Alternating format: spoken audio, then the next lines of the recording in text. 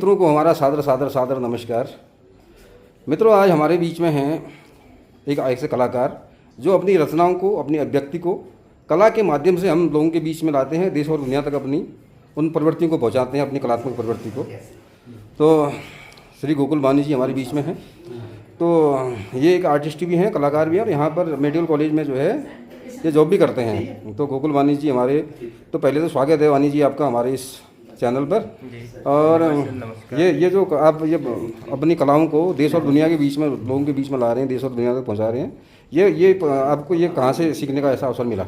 Sir, ये मुझे बचपन से शौक था। जब भी मैं बचपन में स्कूल टाइम पे भी मेरे को ये पता नहीं था कि ये ड्राइंग शीट अलग होती है जो लिखने वाली कॉपी होती है, उसमें भी मैं जैसे पेंसिल, पेन, कॉपी या कुछ भी क्लास में जब टीचर पढ़ाते थे तो मैं उनका प्रयोग करता था। जैसे कि मेरे पढ़ाई पे ज़्यादा ध्यान नहीं रहता था, मैं अपने ड्राइंग पे ही ज़्यादा। क्योंकि भगवान ने तो आपको आर्टिस्ट बनाया, आर्ट के लिए बनाया था ना। जी जी जी जी जी। क्योंकि आपको जो कि कहते हैं कि ये तो गॉड गिफ्ट है आर्ट। जी जी। ये तो भगवान की देन है। क्योंकि हम भी चाहते हैं, हम तो एक आम भी नहीं बना सकते, और आप ऐसी बेहतरीन कृतियां बना रहे हैं, ऐसे बेहतरीन संकलन लेके आ रहे हैं आप भी अगर प्रयास करेंगे सर, बिल्कुल। नहीं ऐसा नहीं है ना। जी जी। क्योंकि जो लोग विशेष करते हैं, बिल्कुल कुछ विशेष कार्य है अपने आप में। ये आर्ट है, कला है, ये गॉड गिफ्ट है। क्योंकि हम इसको संवारना चाहें, हम उसको संवार नहीं सकते। अगर मैं ऐसा बनाना चाहूँ तो संभव नहीं है इस जीवन में, तो क्या 7 जीवन में भी, जन्मों में भी संभव नहीं है। लेकिन ये कुछ ऐसी चीज़ें होती हैं, मतलब ये जो आपको बनाया भगवान ने, वो आर्टिस्ट के तौर पर बनाया,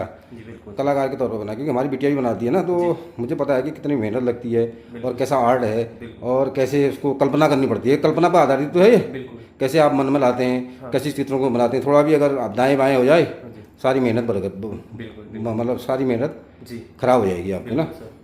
तो ये आपने इतनी पेंटिंग आपने बनाई है, तो क्या क्या चीज़ आप बना लेते हैं? जैसे सर, मैं ज़्यादातर मुझे जो शौक है ज़्यादा लैंडस्केप का है। अच्छा। मैं कहीं भी सफ़र करता हूँ, कहीं भी जाता हूँ, तो वो गाड़ी में बैठ के साइड विंडो लेके, जो भी आपके पास आया दिमाग पे, और जो चीज़ें मैं देखता हूँ उसको मेमोरी से मैं एक पेपर पे या कैनवास पे उसको उकेरने की कोशिश करता हूँ, चाहे कलर के माध्यम से हो, या पेन के माध्यम से हो, या पेंसिल के माध्यम से हो। लेकिन एक मेरा बड़ा दुख भी होता है लोगों को देख के कि आज लोग लेंटर वाला ये घर बना रहे हैं, लेकिन जो इन घरों में रहने में रौनक थी, अब सर्दियों के टाइम पे देखेंगे तो यहाँ गर्म मिलता था कमरा एकदम, और गर्मियों में ठंडा मिलता था। तो ये साथ साथ ही एक संदेश भी है कि हम जिस घर में पैदा हुए उस घर को बचाए रखें, उसको मोडिफाई करें। मैं ये नहीं कहता हूँ, लेकिन उसमें उसी चीज़ का प्रयोग करें, जैसे मिट्टी, लकड़ी, पत्थर जो भी है, सीमेंट, और इस चीज़ का प्रयोग इसमें ना। और उन्हीं चीज़ों को आप अपनी इस बिल्कुल कला में दर्शाते हैं, उन्हीं पारंपरिक चीज़ों को, और जो कहीं ना कहीं हमें संदेश भी देती है कि उनको अपनाइए, उन घरों की तरफ लौटिए, प्रकृति की तरफ लौटिए। तो आपकी पेंटिंग कहीं ना कहीं हमको ये शिक्षा देती है, समाज को ये शिक्षा देती है कि आप जो है जरूर कहीं ना कहीं अपनी पारंपरिक चीज़ों की तरफ लौटिए, उन चीज़ों को अपनाइए, प्रकृति से जुड़िए।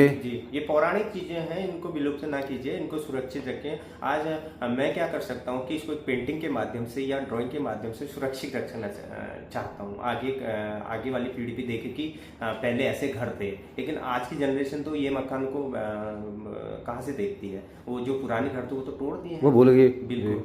तो कहीं ना कहीं आपकी पेंटिंग को देख के हम उनको ये बता सकते हैं कि पहले के इस जो अब लोग भूलते जा रहे हैं, उनको छोड़ते जा रहे हैं, कि अपने बच्चों को, अपनी आने वाली पीढ़ी को हम ये सिखा सकते हैं कि इस तरह के जो है घर भी, इस तरह की चीज़ें भी पहाड़ में हुआ करती थी। बिल्कुल। इसमें ना पंखे की ज़रूरत है, ना एसी की ज़रूरत है सर। आज पंखा, एसी होने के बाद भी आदमी बीमार है, लेकिन उस टाइम पे ये सारी सुविधा नहीं थी, लेकिन लोग सुरक्षित थे, और ये बीमारी तो थी नहीं, ये बीमारी थी। और ये पेंटिंग भी आपकी कुछ इसी टाइप का, इसी थीम को लेकर के है, इसी संदेश को देते हुए जा रही है कि किस तरह से पहाड़ में घर हुआ करते थे। पगडंडी के नीचे कुछ ये जो गांव बसा है, इसमें मैंने फिगर वैसे नहीं दिखाए, क्योंकि ज्यादा लोग आजकल प्लान कर रहे हैं, तो फिगर बहुत कम है, तो घर ही घर बचे हैं, वो भी खंडर इस टाइप के भी। इसमें कुछ मैंने और पेंटिंग इसमें नहीं है, लेकिन अदर पेंटिंग में मैंने खंडर घर भी दिखा रखे, उनको इनको संजोया है आपने, उन चीज़ों को भी संजोया है। तो अब तक की मैं पूछना चाहूँगा, अब तक की सबसे बेहतरीन पेंटिंग आपकी कौन सी है? सर, मैंने एक बेहतरीन कहूँगा तो मुझे हर पेंटिंग अपनी बेहतरीन लगती है, क्योंकि मैं हर पेंटिंग को बेहतरीन बनाना चाहता हूँ। लेकिन कुछ पेंटिंग ऐसी है कि उसमें लोग ज़्यादा कमिटमेंट करते हैं, तो लोग जिस चीज़ को ज़्यादा वोट कर रहे हैं मैं उसको समझता हूँ ये मेरा बेस्ट वर्क है। जैसे मैंने एक कुमाऊं लेडी हुक्का पीते हुए, मतलब उसमें मैंने उसको फेसबुक में भी अपलोड किया था, लेकिन कुछ लोगों के कुछ गलत कमेंट भी आ रहे थे कि तुम महिलाओं को मतलब स्मोकिंग पे इस पे ऐसा बदनाम करना चाहते हो। मेरा वो संदेश नहीं था कि आपकी पहाड़ में ऐसा होता ही रहता है कई बार, वो जो अम्मा दादी लोग पहाड़ में हुक्का उड़ाती हैं, तो आपने उसी को सही चीज को दर्शाया। लेकिन लोगों ने उसको नकारात्मक तरीके से प्रस्तुत किया। बिल्कुल सर, वो सोचने का अपना नजरिया आदमी का होता है। सर उसमें मतलब लोगों का एक वो जो प्रेम प्यार था, पहले आओ बैठो कहाँ से कहाँ जाओ, मतलब आज के डेट में तो कोई पूछता नहीं है, लेकिन पहले अभी भी कुछ लोग बुजुर्ग पूछते हैं कहाँ से आया, कितनी दूर का है, क्या है, आ बैठ खा, उसको सोने को देते हैं आज के समय में। तो और दूसरे साथ में उसके जो बैकग्राउंड पे मैंने निकासी पे काम किया था, जो खोली वाला मकान कहते हैं, बाखली के साथ अटैच रहते हैं वो, मतलब वो हर किसी को वो चीज़, शायद बुजुर्ग लोगों से पूछा मैंने कि हर किसी के घर ऐसे क्यों नहीं है, लेकिन वो भी किसी को ऐसा सूट नहीं होता था। जिसको सूट होता था उसका ही वो निकासी वाला जो खोली वाला घर कहते हैं, वो उसमें काफ़ी ज़्यादा मात्रा में ये हैंड उसका काम हुआ लकड़ी पे। अच्छा, जो एग्जीबिशन होती है, प्रदर्शनियाँ होती हैं कलाकारों की लगती हैं, तो आप कहाँ कहाँ अभी तक अपनी प्रदर्शनी कला को जो है कहाँ कहाँ लोगों के बीच में ले जा करके प्रस्तुत कर चुके हैं? जी मैं सर पहले तो अल्मोड़ा, क्योंकि अल्मोड़ा में मैंने जब भी कॉलेज टाइम पे 10-12 दफे, अल्मोड़ा तो अपने आप में कलाकारों की नगरी है, सांस्कृतिक राजधानी सर, लेकिन सांस्कृतिक नागरिक होने के बावजूद भी कुछ लोगों को ऐसा पता नहीं है, और कलाकारों की तो ये भूमि है। लेकिन मैं सोच रहा हूँ कि पहले तो अपने क्षेत्र में लोग जाने कि कलाकार ये है, ये ऐसा काम करता है, तब जाके आदमी बाहर प्रचार कर सकता है अपना ये पेंटिंग को, या हमारे जो कल्चर है इसको आगे दिखा सकता है। और पहला एग्जीबिशन मेरा अल्मोड़ा में लगा, अल्मोड़ा, उसके बाद नैनीताल, उत्तराखंड, देहरादून, ये अन्य शहरों में, भारत के अन्य शहरों में भी आपकी पेंटिंग, स्टेट में भी मेरी पेंटिंग लगी हुई है। मतलब हर प्रदर्शनी आपकी लगती रहती है। एक दो वर्क मेरे सेल होते हैं, ऐसा नहीं है। अच्छा, लोग लाइक करते हैं। अच्छा, इसके अगर हम पेंटिंग की बात करें तो कला की तो कला का तो कोई मोल नहीं होता, कला तो अनमोल है। तो फिर भी हम आपसे जानना चाहेंगे आपकी अब तक की सबसे महंगी पेंटिंग कौन सी है, जो अब तक जो है सबसे महंगी बिकी हो लोगों के बीच में? जी मेरी के सर 28,000 की बिकी थी। वो मैंने पिथौरागढ़ में ऐसे घूमने गया था, तो एक जब हम दनिया से नीचे उतरते हैं, वो वहाँ से पनार वाला एरिया के बाद एक पहाड़ जैसा दिखता है, वो पहाड़ मेरे मन पे था कि यार बीच पहाड़ ऐसा बीचों बीच में है, और उसके अगल बगल हरियाली खेत वगैरह हैं, और घर भी थे उसमें, लेकिन उस घरों में लोगों ने प्लान कर दिया था उस घर को छोड़ते हुए। तो वो मेरे दिमाग पे था कि यार इसको मेरा एक ये रहेगा कि जैसे लोग प्लेन से को जा रहे हैं, तो हमारा प्लेन से कहने में हल्द्वानी से शुरू हो जाता है, तो हल्द्वानी वाला मैंने उसमें पार्ट लिया था।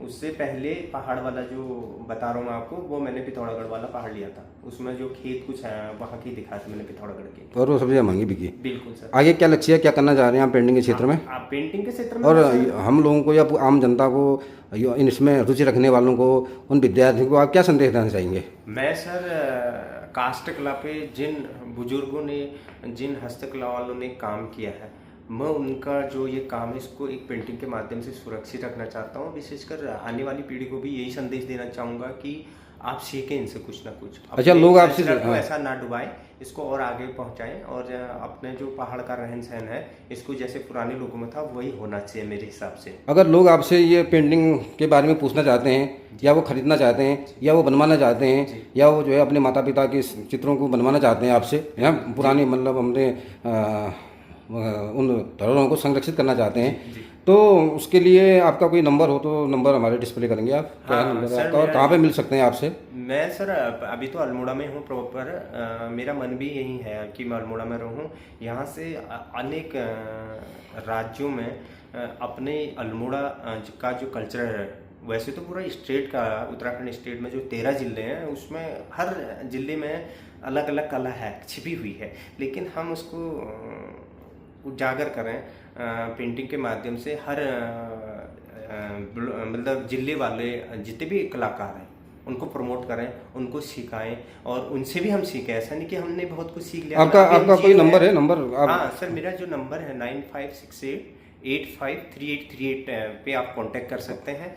आपको किस टाइप की पेंटिंग चाहिए, या और अगर वो पर्सनली आपसे मिलना चाहते हैं तो आपका कोई मेरा ऑफिस, अभी ऐसा स्टूडियो तो नहीं खोल रखा है, मतलब मेरा आप घर से करते हैं। हाँ, और बाकी आप मेडिकल कॉलेज अल्मोड़ा मिलेंगे। और दूसरा मेरा एक रूम है रानीधारा में, जो मैंने एक स्टूडियो का थोड़ा उसको नाम तो नहीं दिया, लेकिन एक स्टूडियो हल्का सा बना रखा है। कोई भी जैसे रूम के अंदर एंट्री करता है उसको लगे कि यार ये आर्टिस्ट का रूम है, और उसको हाँ फीलिंग आई कि हाँ भैया ये हम कहीं जा रहे हैं। जैसे हम मंदिर में जाते हैं तो लगता है कि यहाँ मंदिर है, ऐसे कलाकार के यहाँ जाएं, या किसी के मतलब ऐसी फीलिंग हमें खुद बता दे कि हम कहाँ जा रहे हैं। क्योंकि कहते हैं कि गांव का जो गांव की जो पहचान है वो उसके रास्ते से है। तो रास्ता आपका ऐसा होना चाहिए कि वो आपको खुद बता दे, खुद पता चले कि तो गोकुल वानी जी आपने बहुत समय दिया, बरसात का सीजन भी है, आप भीगे हुए भी हैं, और उसके बावजूद आपने मुझे समय दिया। आप 3-4 दिन से लगातार जो है बारिश हो रही है, उसके बावजूद आप पूरे भीगे हैं, देखिए पूरा लुक आपका बता रहा है, उसके बावजूद आपने मुझे समय दिया, इसके लिए मैं बहुत आभारी हूँ आपका। मित्रों, अगर आपको भी जो है कोई पेंटिंग बनानी हो और इस तरह की और कुछ ऐसे धरोहरों को संजोना हो, या अपने पूर्वजों की जो है पहचान को यथावत रखनी हो, बरकरार रखनी हो, उनको फोटो के माध्यम से दर्शाना हो, तो श्री गोकुल सिंह बानी जी से हमारे संपर्क कर सकते हैं। और बहुत बहुत धन्यवाद, बहुत बहुत नमस्कार।